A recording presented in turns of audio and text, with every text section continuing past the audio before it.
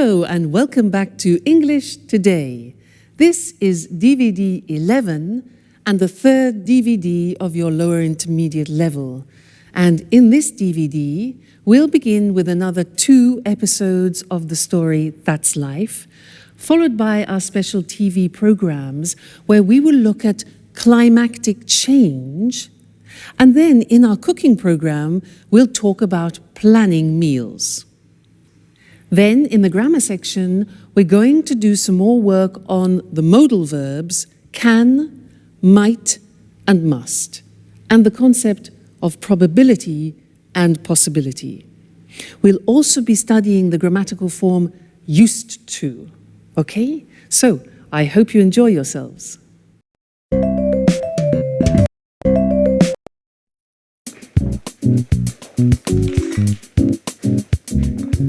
Good morning. Alice, is Anne at home? I just met the postman and this package is for her. No, she's not in now. My, what a large package. Please be careful. I think it contains fragile objects.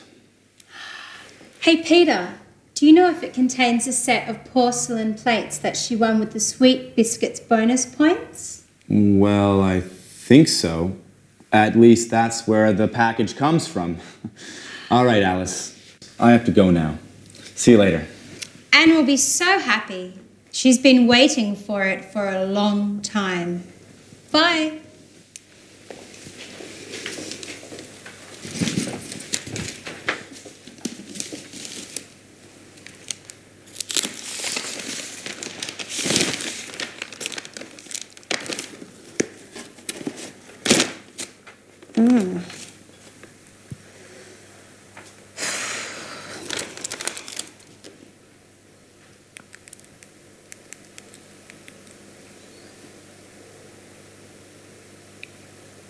Hello, Anne. This is Alice. I've got great news for you. Your set of Chinese porcelain has arrived. They're beautiful. No, I opened it. I'm sorry, Anne. I just couldn't resist. Oh no, Anne, I'm so sorry. It broke. Okay. I'm not allowed to touch any more plates. You're absolutely right. I'm so sorry. Bye.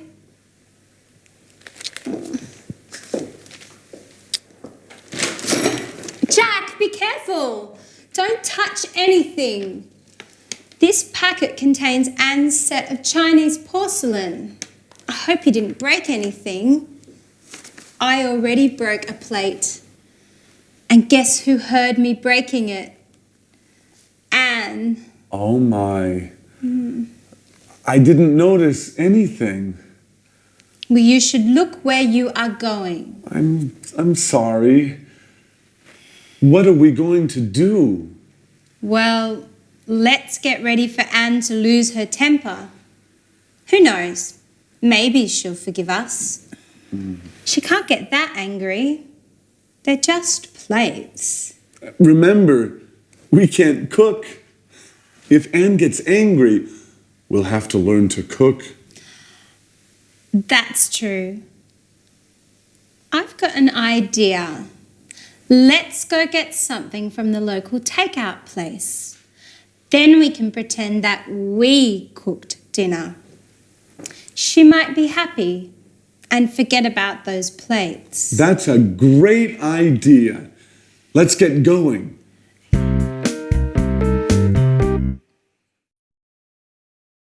Hello, and welcome back again to your live English language program. And I want to talk to you more about can. Now, how do you express can in the future or in the past? Can in the future. Do we say I will can? What do we say in the past? Now, this is interesting because it's very strange. We use the verb to be able to. That's what I want to look at now with you on the language screen. To be able to. Isn't that strange? We have learned to use can in the present. We've had examples like I can cook, can you cook? And the negative I can't cook. Now, when we talk about ability in the past, everything changes, and we need to use this verb to be able to.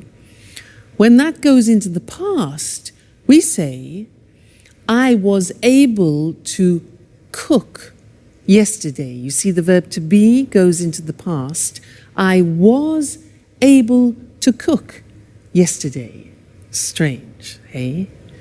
Another example, the question, were you, past tense of the verb to be, were you able to cook? And the negative is he wasn't able to cook. So, can, in the future, we use to be able to, and in the past, to be able to. So, was, were, able to. The future, let's look at that now. You want to say can tomorrow, so we use to be able to and say, I'll be able to cook tomorrow. I'll be able to cook tomorrow. The question becomes, will you be able to cook? And the negative, remember the negative of will, good. I won't be able to cook tomorrow. So isn't that interesting? When you want to express ability in the future and in the past, you need to use this verb to be able to. Now, there's one more thing I want to tell you about, and it's about permission. Imagine that you are in a restaurant and you can see no smoking. The person next to you starts smoking. Now, it's a rule and a regulation that you can't smoke in a restaurant. So what do you say to that person? In English we say, excuse me, you're not allowed to smoke here. You're not allowed. See that? You're not allowed. Now that pronunciation is difficult. Allowed. Okay? You're not allowed to smoke in here. For example, if you go to a museum, often they say no cameras. So you're not allowed to take photos. Okay? You're not allowed to take photos. Another example, if you go into a library and people are reading, silence. You're not allowed to speak. Okay, so those are interesting things we've looked at, to be able to, and the use of you're not allowed to. Great. Now we're going to go back to our friends, and Anne is very angry about something. She wants to communicate something to her friends. Let's find out what it is, and I'll see you later. Bye.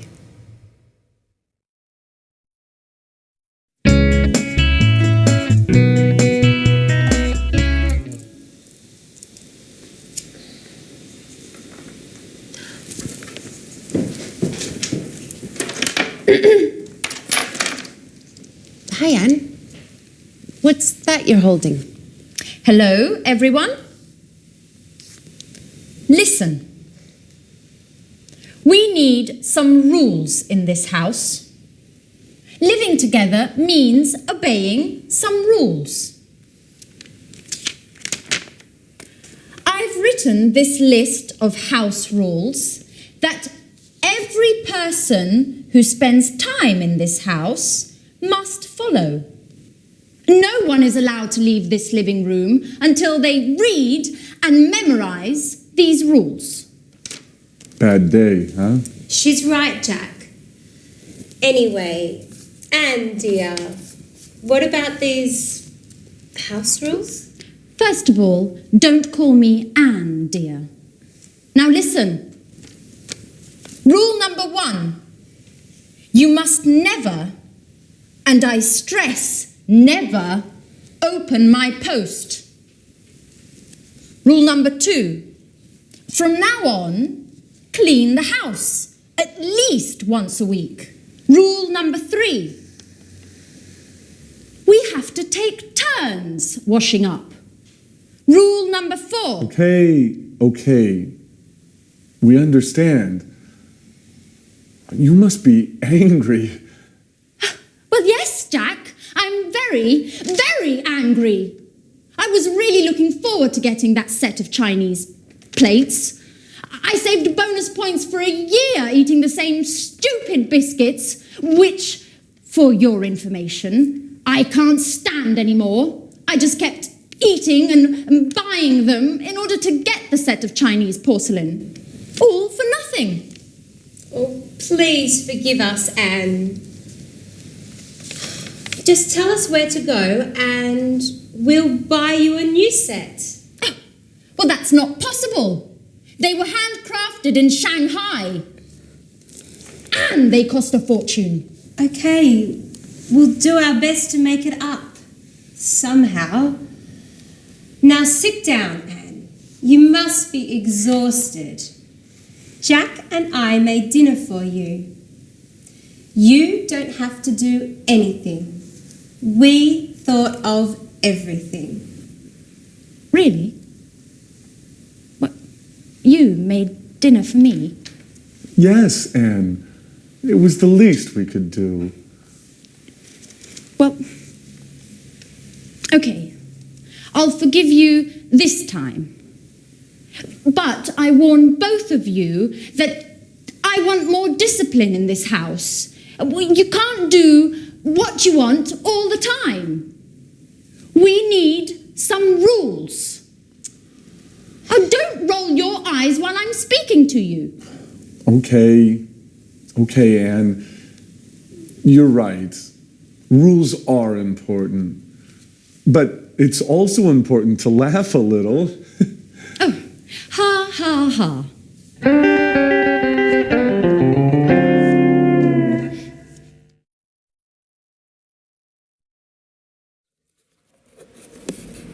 Oh, hi. Hi and welcome back. This is a box which my mother sent me and she said there are some useful things for me. So I was just looking. Come and have a look with me. Oh, go. Oh, what's a strain? What's this? What is this? What's this? Well, it can't be a shoe, can it? It's not a shoe. Can't be a shoe because it's made of metal. It's made of metal? Well, it might be some sort of lamp or something, like it looks like an Aladdin's lamp, a special lamp. No, but it can't be that. Ah, look, here there's a sort of metal groove, probably for cigarettes. That's it. It must be a cigarette holder, and a type of ashtray, an oriental ashtray. How unusual. That's very typical of my mother. Useful, though. Now, did you see the language that I used? I said, it can't be a shoe. When I say it can't be, it means it's impossible.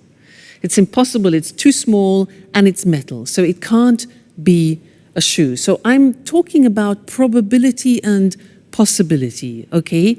Then I said, well, it might be a magical lamp. Now, might is when you're not sure. Might is M-I-G-H-T. It might be a lamp.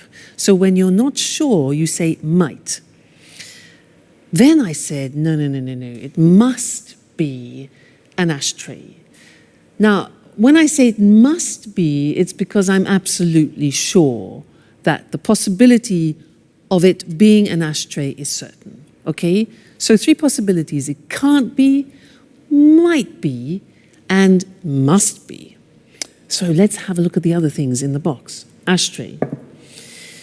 What is this? What's this? You see this? Well, Well, it can't be, I mean, it looks like a negative from a film, doesn't it? No, it can't be a negative because there are no images. Well, it might be, I just don't know. I mean, it might be some sort of special sticker that you put on things, but it hasn't got any glue. I don't know what it is. Just a minute. Look, here's something explaining it. A forehead thermometer. Put it on your head and it reads the temperature. What? Let's try that. So I put it on my head like this and said, hold it on your forehead and it tells you your temperature. Let's have a look. 37. Whew, that's hot. It is, it's a thermometer. Incredible. Now that is very useful because it's small. So interesting. Next thing, what's this? Look at this. Now, it's shiny and it's silver, but it can't be a mirror because I can't see myself. Can't be a mirror. What can it be? Oh, I know. It might be for under glasses. You know what I mean? When you lay the table and you have glasses, sometimes you put it under to protect the tablecloth. Well, look what I have here. So this, for example.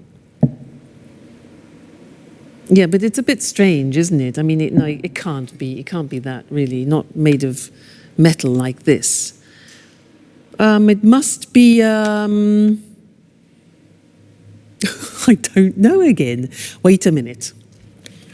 Here's the box. A drop stop. A drop stop. It must be something for pouring then.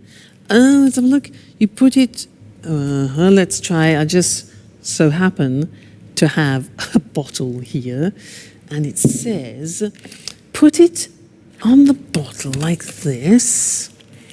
A drop stop. So it stops things from dropping. And pour out the liquid and there are no drops. Let's try that. Let's try. Wow. That works. It doesn't drop. So it must be something for stopping drops. You can see. Fantastic. My mother is a genius. She is full of amazing ideas. Thanks, Mum. Let me show you the language that I was using then. We were talking about probability and possibility, and the first thing that we can talk about is when you are expressing strong probability, is when you think almost certainly you know what something is. So it must be an ashtray. So when I use must, I am 100% sure of something. It must be an ashtray. Now, if you are sure that it isn't something, that it is totally improbable, 100%, the opposite is it can't be. Like that. I said, it can't be a shoe, it's too small. So it must be, it can't be, and then if you're not sure about something, we use the simple verb might. Look at the spelling, M-I-G-H-T. It might be an incense burner, for example. We can also say it could be. Might, could, both express uncertain probability. All right, so this is very useful when you are making deductions. Must be, it can't be, and it might be. So those are the three verbs that we use. Okay, great. So thanks, Mum, and I'll see you again very soon. Bye.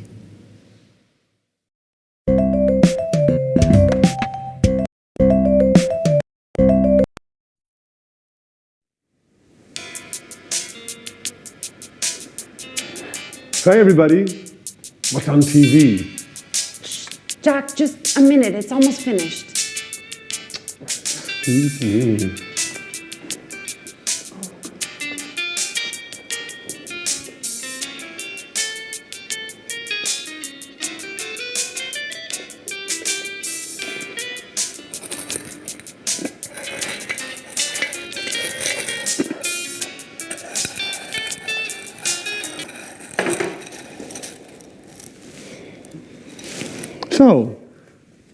what were you watching that was so engrossing? It was an extremely interesting documentary about Picasso's life. There were lots of details about some of his stranger habits. Did you know that Picasso preferred painting women with 4 eyes? No, I had no idea. And that he had lots of different types of dogs. He used to give only dogs to his friends. Strange, isn't it? And that he liked eating Italian cake at Christmas. Well, I also go crazy for Italian cake at Christmas, and my name isn't Picasso. By the way, where is our resident artist, Alice? She left early this morning. She said that she had something important to do. She wouldn't tell me what, but she did say it was none of my business. You know how she is. That's strange. She usually leaves late. Well, as a matter of fact, she was very serious this morning. She told me she had a headache, but I didn't believe her. Oh, look. But it's getting late. I'm starting to get worried. Don't play Mom, Anne. Alice is a big girl now. I know. But it's just but she didn't tell me she would be late. In fact, she asked me if I would be late today. Just a moment. A few days ago, Alice told me that she wanted to enter a painting contest. She said she thought it was her big chance. Maybe that's where she is today. Well, you're probably right. But it's almost midnight. I don't think contests last that long. Why not? We all know that artists are a little crazy. Picasso was a perfect example. That's true. You know something about being crazy, Jack, don't you?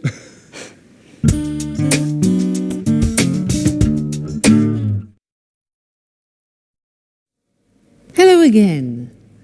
Did you hear them talking about Picasso? Some interesting things about him. They said he used to give only dogs to his friends. He used to give only dogs, and he used to eat Italian cake at Christmas. Now, this verb used to, well, it's written U-S-E-D, but the pronunciation is used, and we'll see that on the screen later. And we use it to talk about habits that people have had in the past and now don't have anymore. And to illustrate this, I have some examples of habits that I have had in the past. For example, this. This is a cigarette. Well, I used to smoke. Now that means that I did smoke in the past, but I don't smoke anymore. I stopped the habit. I used to smoke, okay? Look at this, tennis racket, haha. I used to play tennis. I was quite good, actually. I used to play tennis, but then I stopped. I didn't have enough time, too much work. You know how it is. This, now look at this, look at this. This is fur. I used to wear this. In England, it's a fur. You know, F-U-R, this. I used to wear it in England, but then I stopped because now in England, people spit at you if you wear fur. So that is a habit I have definitely stopped. Now these are vitamins. Now, I didn't used to take vitamins in the past. I didn't used to, but then my mother, my mother is fantastic. She explained how useful they can be, so now I do, but in the past I didn't used to. And this opera, another thing, opera. I didn't used to listen to opera, but now I just love it. So I listen to it a lot. Okay, so there were some examples for you of used to. Let's go and look at the different forms on the board now. So, when we speak about habits that we had in the past and we don't have now, we use used to. Look at the spelling. It's U-S-E-D and then T-O. But the pronunciation is not used, it's used. Unusual. Used. Okay? So the example is I used to smoke. And that's for all the subject forms. I used to, you used to, he used to, she used to, we used to, they used to. Okay? So I used to smoke. I used to play tennis. I used to wear fur. Okay? Pronunciation used. Now, in the negative, we use the auxiliary did. So I didn't use. Notice we take off the D because it's the infinitive. I didn't use to take vitamins, and I didn't use to listen to the opera. And the question form is easy. It's did you use to do a lot of sports? Did you use to stay in bed until midday? I remember that. So if you think about your lives and about habits that you had in the past and you don't have now, when you talk about those to people, that's what you use. I used to smoke, but I don't anymore. I used to play tennis, but now I'm too busy. All right, so very important for describing past habits, used to. Great. That's the lesson for now, and I'll see you again very soon. Bye.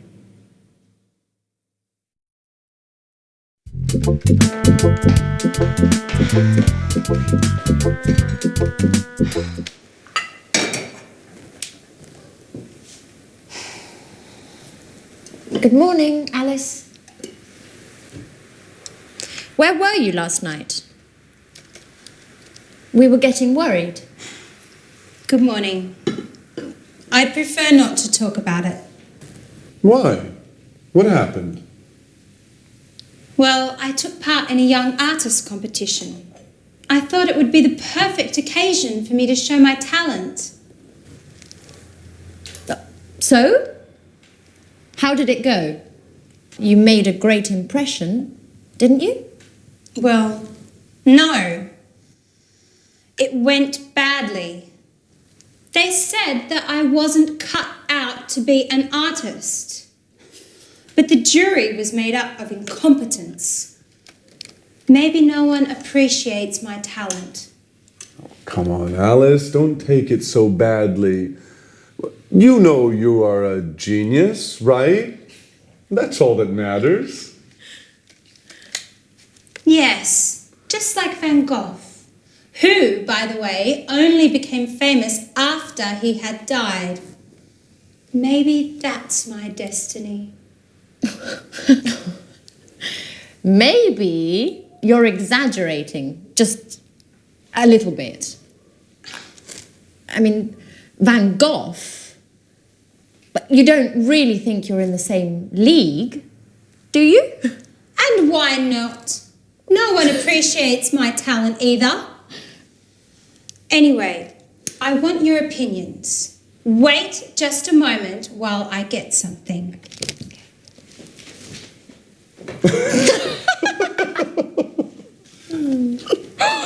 Oh, my goodness.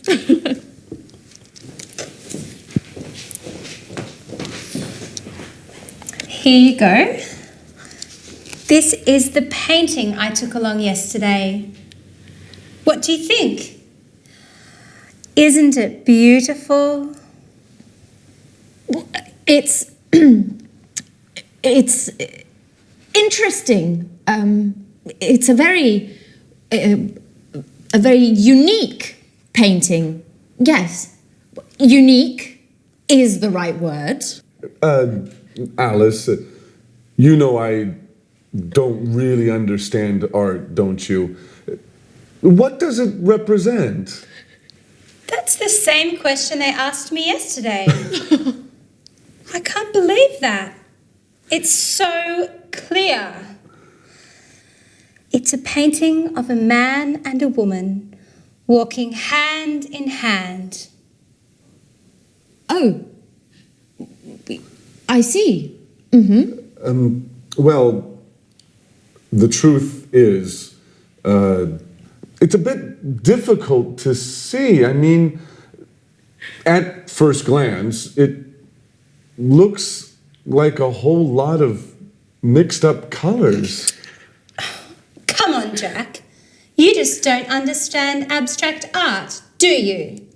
Well, now I understand that neither of you has any appreciation of fine art.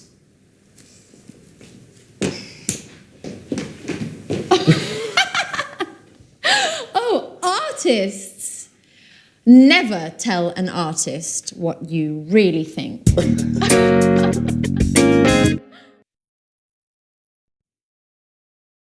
Hello again to you and welcome back for some more English. Did you hear in that last episode how Anne said to Alice, "So how did it go? You made a great impression, didn't you? You made a great impression, didn't you?" Do you remember that grammatical form, didn't you? A question tag, yeah? Remember we did a lesson about this and the example we used was, she's unhappy, isn't she? Do you remember that? Yes, I want to give you a little test on it. And in order to do this well, you have to be very careful about your auxiliaries, so pay attention. Number one, you're married, question tag. You're married, aren't you? Did you get that right, wrong, difficult? Do you remember, you are married, you take the verb, the auxiliary, and at the beginning it's positive, so you turn it into negative. You're married, aren't you? Try this. You didn't go to the party. Didn't is negative, becomes positive. You didn't go to the party. Did you? Great. Next one. He lives in Paris. He lives in Paris. Lives, simple present. Auxiliary. Yeah. Doesn't he? He lives in Paris. Doesn't he? Okay. They aren't French. Aren't. They aren't French. Positive. Are they? Great. Next one. She went to the cinema. She went to the cinema. Auxiliary past tense. Positive, negative. Didn't she? Okay. She went to the cinema, didn't she? All right. You don't like him. You don't like him. Negative. Do you? You don't like him, do you? Great. They were enjoying the show. They were enjoying the show. Past continuous. Weren't they? They were, weren't they? Great. He's coming tomorrow. He's coming tomorrow. Isn't he? Great, you're getting better all the time. They'll be late. They'll be late. Won't they? They'll be late, won't they? And the last one, we can't buy it. We can't buy it. Can we? Okay, so it's negative and positive. We can't buy it. Can. Well done. You know, these are difficult. Only if you know your auxiliary verbs can you do these question tags. So congratulations. We're making progress. Great. So I'll see you in the next lesson very soon. Take care and enjoy studying. Bye.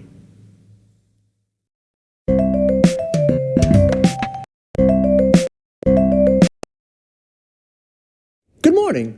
Welcome to this week's edition of Climate Change. In the studio with me is our weather expert, Susan Furley. Good morning, Eric.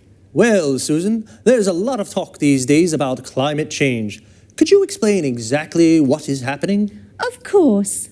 You know, the first thing to stress is that the Earth's climate is always changing. In the past, this happened due to natural causes.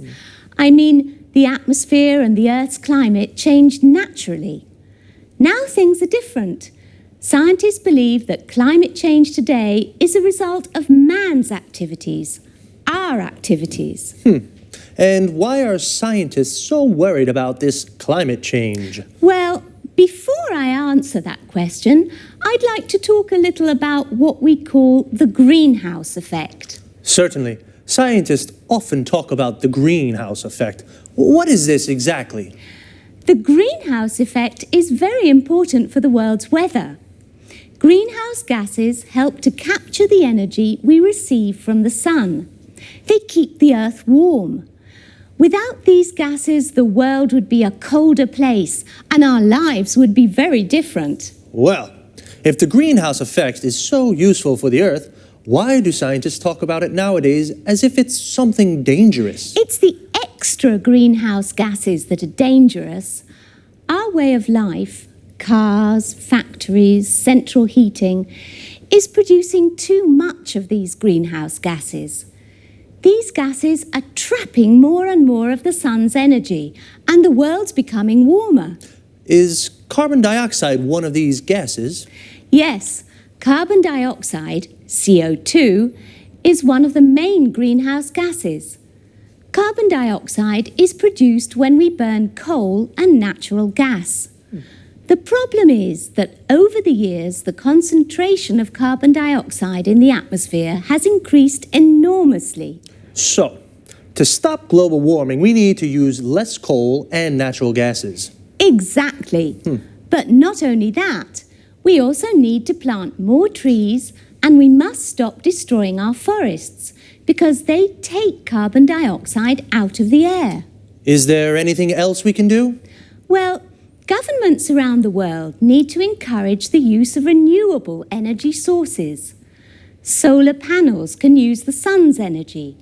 Wind turbines can generate electricity from the wind. And hydroelectric power plants can use water to generate electricity.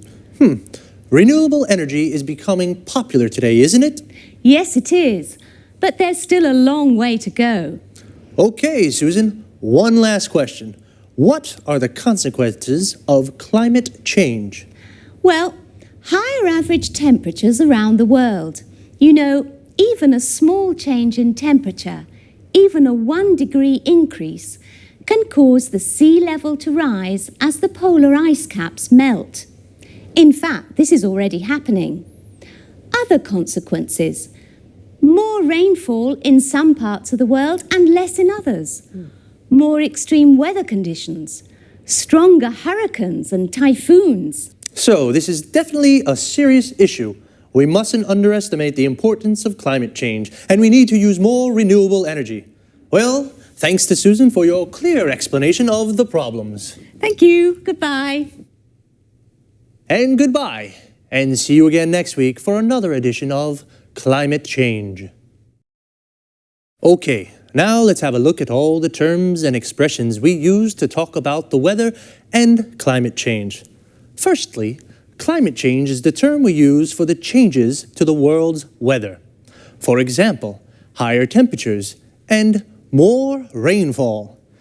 Rainfall is how much rain there is, the volume of rain that falls. And I finally understand what the greenhouse effect is. Well, a greenhouse is a transparent house, usually made of glass, where we grow plants. It gets very hot in a greenhouse. In fact, the greenhouse effect is the gases in the atmosphere that trap the sun's energy, causing an increase in temperature of the world. This is what we call global warming, the world becoming hotter. The atmosphere is words for the gases that cover the world. The main gases are nitrogen, oxygen, and carbon dioxide. Now, carbon dioxide is one of the main greenhouse gases. These are the gases responsible for the greenhouse effect. The carbon dioxide in the atmosphere is increasing due to man's activities, so we have to do something to reduce it. We use the expression due to say as a result of. Susan said we should use more renewable energy sources. Renewable energy is energy from the sun, the wind, and water. For example, solar panels generate electricity from the sun, and wind turbines generate electricity from the wind. The verb to generate means to make. Well, renewable energy is becoming popular today, which is good, but there's still a long way to go. This expression, "there's a long way to go," means that there is still a lot we have to do before we reach our objective, which is to reduce global warming. We've run out of time, so that's all for now. See you soon.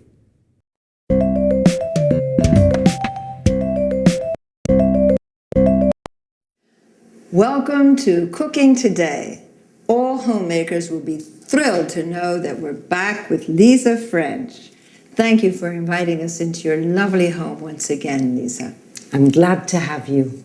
Now, Lisa, Leslie Forbes from Newcastle-on-Tyne is desperate. Her family's always complaining about her cooking. They say it's really, yucky, and they sneak out to get junk food. How can she make her meals more appetizing? Well, actually, it's just a matter of good meal planning. That sounds rather serious. Yes, it is, but it can also be a fun challenge. This means preparing food that's healthy as well as appealing and involves the senses such as smell, taste, and sight. Is that why they say your eyes are bigger than your stomach? Not exactly. Now, getting serious, when you say healthy, you're referring to nutrition, aren't you? Yes, of course. Nutrition is the key to good health. As a matter of fact, nutritionists agree that a varied diet is fundamental for physical and mental well-being. Well, what are the correct guidelines to a good nutrition? As you can see, I have an example of a food pyramid here. These 6 main food groups contain the nutrients essential to a well-balanced diet. Why a pyramid? Because it enables us to understand the correct number of servings per day. Can you give an example? Certainly. You see, the largest group includes bread, cereal, rice, and pasta. Then, going up the pyramid, you find fruits and vegetables. Then meats and dairy products. What's at the top? You mean here? These are fats, oils, and sweets, which, although essential to the diet, must be eaten in moderate quantities. Now, going back to Leslie's request, how can she make tasty meals for her family? If she hasn't much time for shopping, she can make a weekly plan. Besides a correct diet, she must consider the likes and dislikes of her family. You're telling me. In my family, my son hated beans and my daughter was allergic to milk. That's a common problem. The thing is to compensate with food belonging to the same group or supplements. Really? That's good to know. A little secret. If you truly enjoy preparing meals, then your family will probably enjoy eating them. How can I get my family to enjoy my cooking? Just be creative. Think like an artist. Play with the colours, shapes, and texture of food. Oh my gosh, how time flies. We've got to wind this up. Lisa, thank you for inviting us into your home again. It's been a pleasure being here. Thank you for coming. And now, let's pay attention to some expressions used in the dialogue. We've talked about meals, breakfast in the morning, lunch at noon, dinner, or in the US, supper, at night. In the US, a dinner is the main meal of the day, even at lunchtime. Notice that in the UK, tea is sometimes used instead of dinner. When we refer to specific times during the day, we can say lunchtime, tea time. Lisa showed a food pyramid. It contains food groups, such as cereals, meats, dairy products, milk, cheese, yogurt, fats and oils, and vegetables. All these foods contain nutrients. Then some positive adjectives used to define food are appetizing and healthy, while yucky is something rather disgusting. Moreover, the expression junk food refers to food which is not considered healthy at all. We say diet to indicate what we eat. It also means a series of rules to be followed to improve one's health. If we want to lose weight, we say, I'm on a diet. A diet is correct when it's varied or well-balanced. If you're allergic to a type of food, eating that food can make you ill or cause skin problems. Lisa talked about texture of food. For example, food can be defined soft, crispy, crusty, or shape. Food can be cut into slices, cubes, and rings. During the interview, I quoted a common way of expressing that somebody has put more food on their plates than they're actually able to eat. Your eyes are bigger than your stomach. All right, that's all this week. Bye-bye.